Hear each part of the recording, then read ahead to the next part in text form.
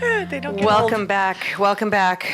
I love our VO guy. So during the break, I was chastised by the room here, Kiki, because I'm not calling you Kiki, and I should be more embracing of your identity. So I'm going to make a concerted effort to embrace this. I So gave her apologize. crap, Kiki. Yes, I that's gave what her happened. crap. Well, thank you, Jackie.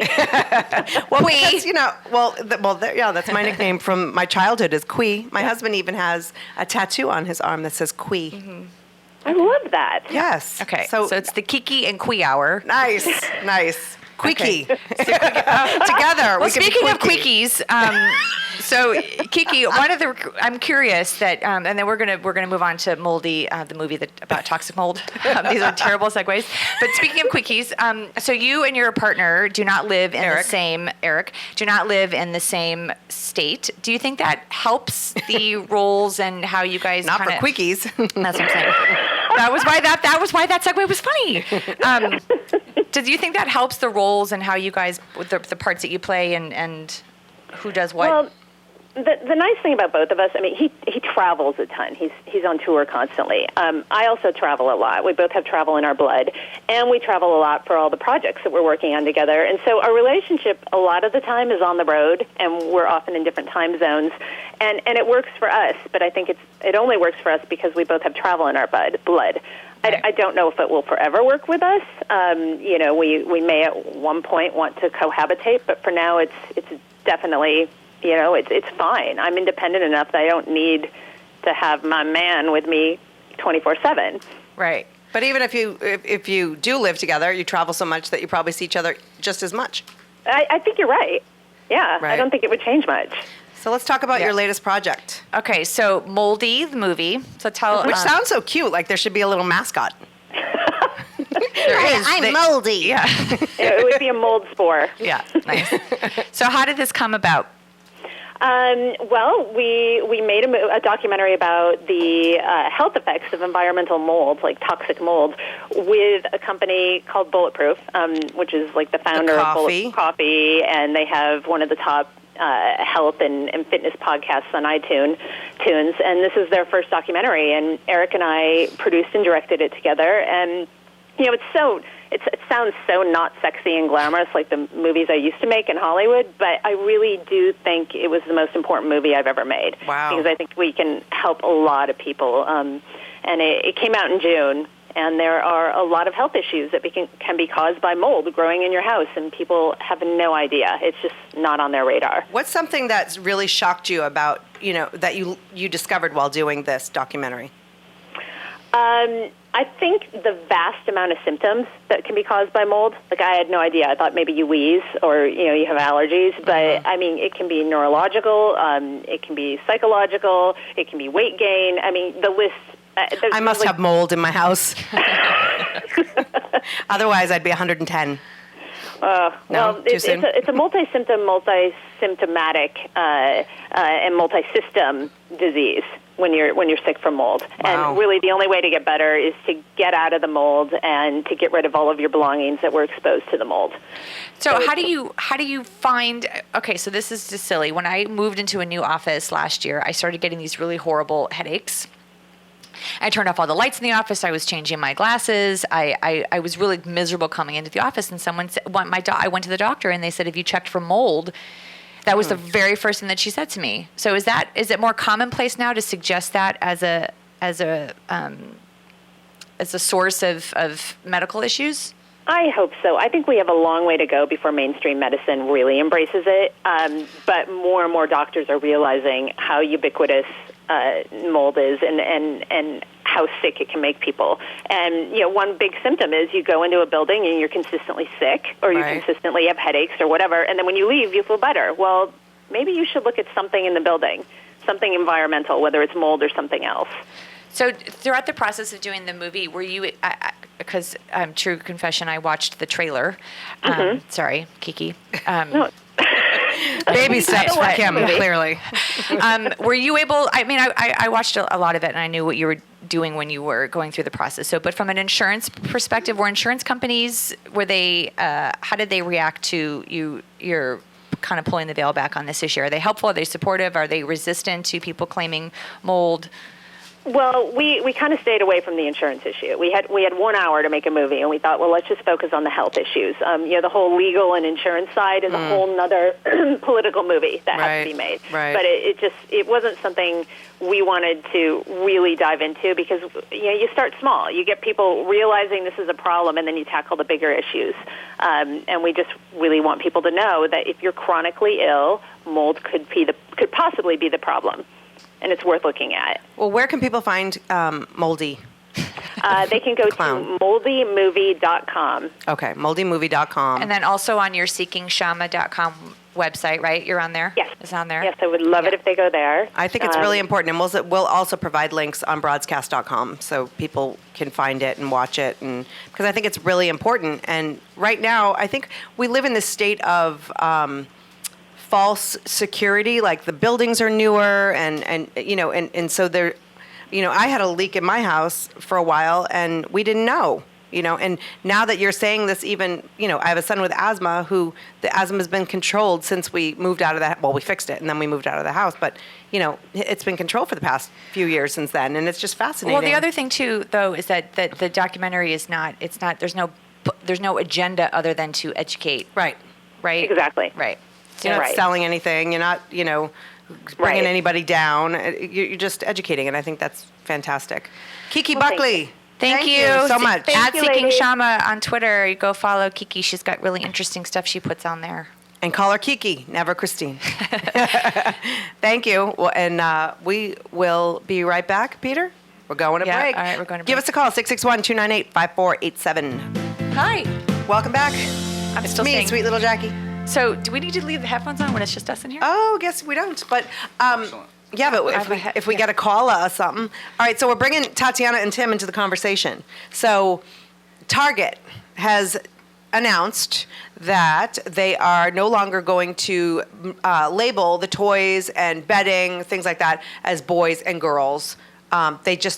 Their comment was that they don't feel that in today's shopper is not necessarily looking.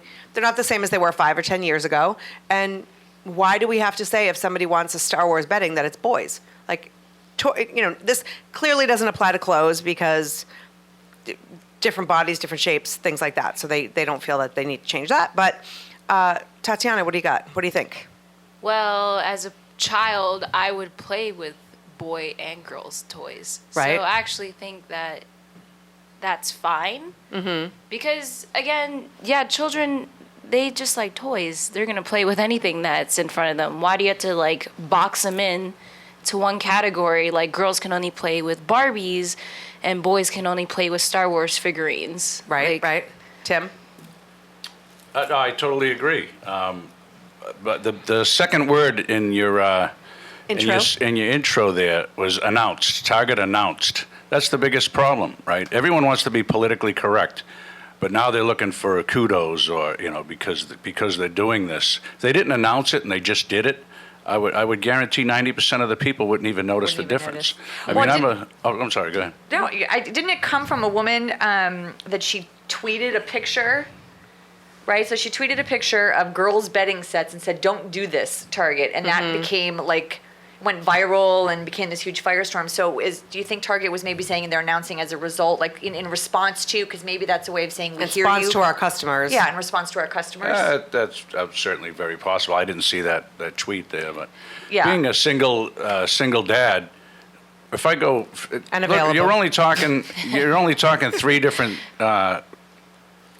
subjects here. You're talking entertainment, toys, and bedding. Right. Right. Right. If I go to Target to buy any of those three items for my kids, I don't need a sign to tell me which ones my kids like. I already know what they like. Right. And I bring up the single dad because we're the stupidest people out there, right? We need signs for everything. We need to be directed everywhere we go. But I know exactly what they want. Whether you can put the G.I. Joe stuff in the girls section, I'm still going to go there and get it. But I got to tell you, as a woman, I kind of appreciate being told where to go too. Like when I walk into a store and someone said boys this way, I'm like, and I'm going for boys stuff. It doesn't faze me if it says one way. action figures, that's not going to But I don't trigger the same. But listen, in my brain, okay.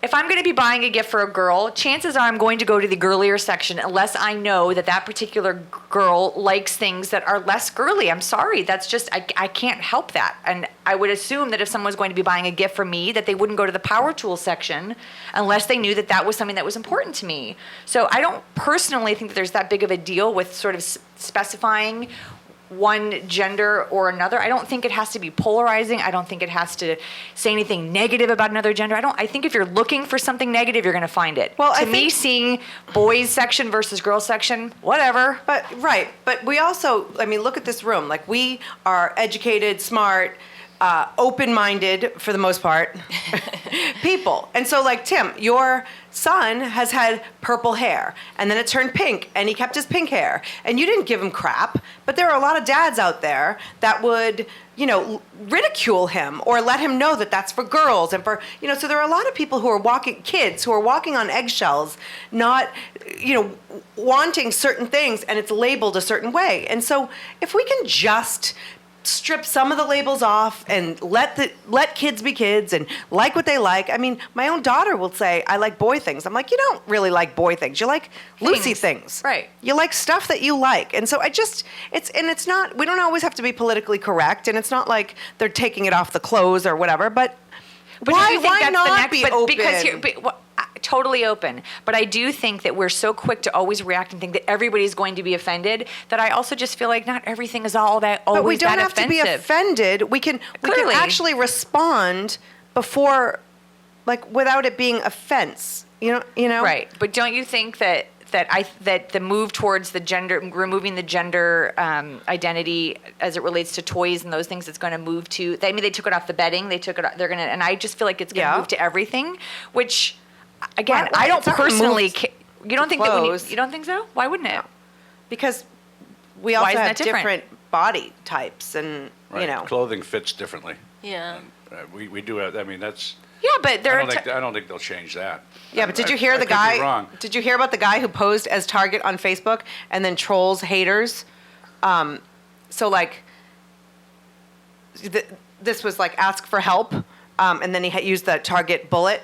This is on adweek.com, and he said, Kevin, there's no in response to this guy's comment, he says, Kevin, there's no real nice way to put this, so we at Target will just say it. You're a real Richard, and the nickname. But like, I love that he posed as Target and just responded to some of these trolls online. So it's hilarious. The biggest problem is that those who are offended are the loudest people out there. Right. Yeah. Well, and that's which is probably a very small percentage of the actual population.